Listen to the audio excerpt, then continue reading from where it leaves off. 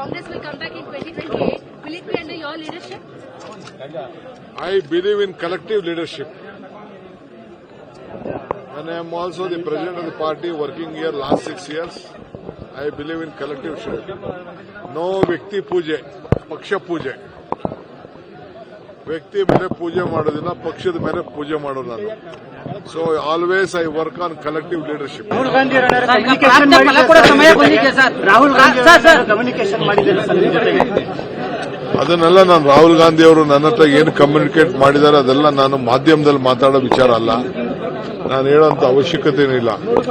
ನಮ್ಮ ಗುರಿ 28 ಕರ್ನಾಟಕದಲ್ಲಿ 29 ದೇಶದಲ್ಲಿ ರಾಹುಲ್ ಗಾಂಧಿ ಅವರು ಪ್ರಧಾನಮಂತ್ರಿ ಮಾಡೋದು. ಇದೇ ಗುರಿ. ಇಷ್ಟು ಗುರಿಯಲ್ಲಿ ನಾವೆಲ್ಲ ಕೆಲಸ ಮಾಡ್ತೀವಿ. I will not discuss any political issues in the media. I think there is no other discussion, only to keep the party, our flag high, to keep this constitution very high, to protect the constitution. But sir, the set of MLAs are upset because they are waiting to see you as the CM. So they say that the AICC communication.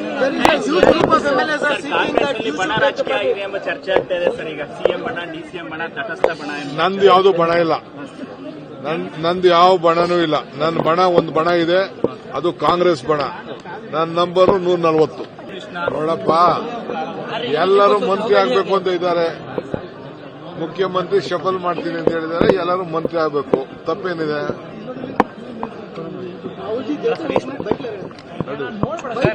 ನಡೀರಪ್ಪ. Congress party will win back in 28 and 29. ನಡೀರಿ.